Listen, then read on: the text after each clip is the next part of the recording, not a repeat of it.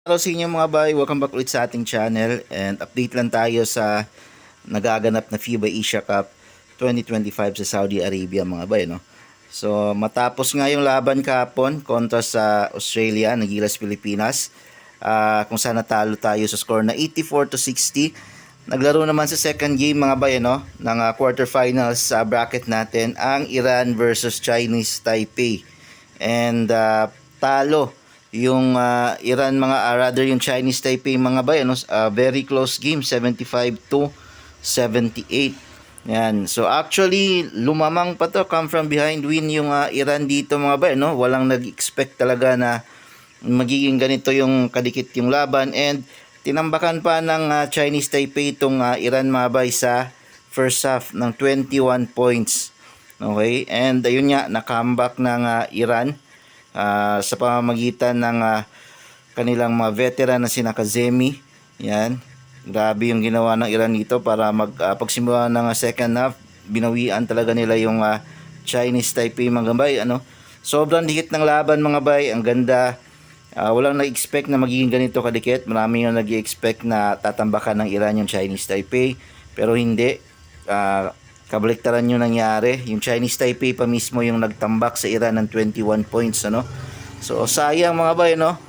Makita mo talaga dito na ang laki ng in-improve na ng Chinese Taipei, kasi nakadikit sila sa Iran, no? Almost matalo nila yung Iran, ano. And ganda ng performance nila. Minalas lang talaga siya sa second half kasi nakahabol and pumutok yung mga veteran players ng Iran. And dahil dito mga bay, no, pasok na yung Iran sa semifinals, and makakaharap nila yung Australia. Okay, which is mukhang mahihirapan yung Iran din dito. I think kahit sino dito sa dalawang team na to yung pumasok, mahihirapan sila sa Australia talaga. Masyado ding maliit yung chance nila makapasok sa matalo yung Australia sa semifinals and makapasok sa finals. So tignan natin yung box score mga bay, no? Ito, grabe yung scoring ng quarters. Yan, 11-24 sa quarter 1, and then 15-18 yan sa quarter number 2. And then sa third quarter dito sila umabol 26-22, and pagdating ng fourth quarter doon na bumulusok yung paghabol ng Iran with the 26-11. Yan.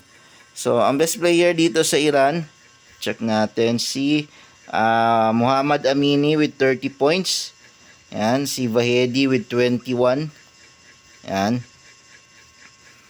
So ang ganda ng pinakita ng Iran dito. Samantalang sa Chinese Taipei naman, check natin. Yan, si Ting Chenlin with 22 points. Yan, si yung kapatid na Robert Chang, 9 points. Si Adam Chang naman 11 points. Si Ying Chun Chen yung pumatay sa atin kontra sa Gilas, 13 points lang siya. Yan. Si Gilbeck naman 7 points lang din. Yan. So ganda sana ng nila. Pinakita nila sa first half kung saan tinambakan nila yung Iran, pero yun nga, naka-comeback sila ng Iran. So dahil dito mga bay, magkakaroon pa yata, kung hindi ako nakakamali, meron pang classification matches para sa 5 to 8 place. So dahil sa pagkatalong ito ng Chinese Taipei, posibleng magharap yata sila ulit ng Gilas Pilipinas sa classification matches ng 5 to 8 place. And then kung sino yung manalo sa Gilas versus Chinese Taipei, yung mananalo mag-a-advance sa 5 to 6 na classification match, and then yung matatalo bababa sa 7 to 8 place na classification matches.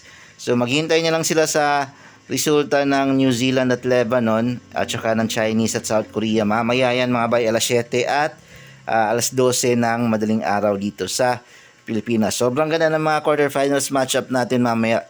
Eto, magagandang laban to, siguradong dikit to. Especially yung Korea at saka China. Magandang laban yan. So abangan natin yan mga bay, no? So yun lang yung update natin mga bay. Maraming salamat sa panonood.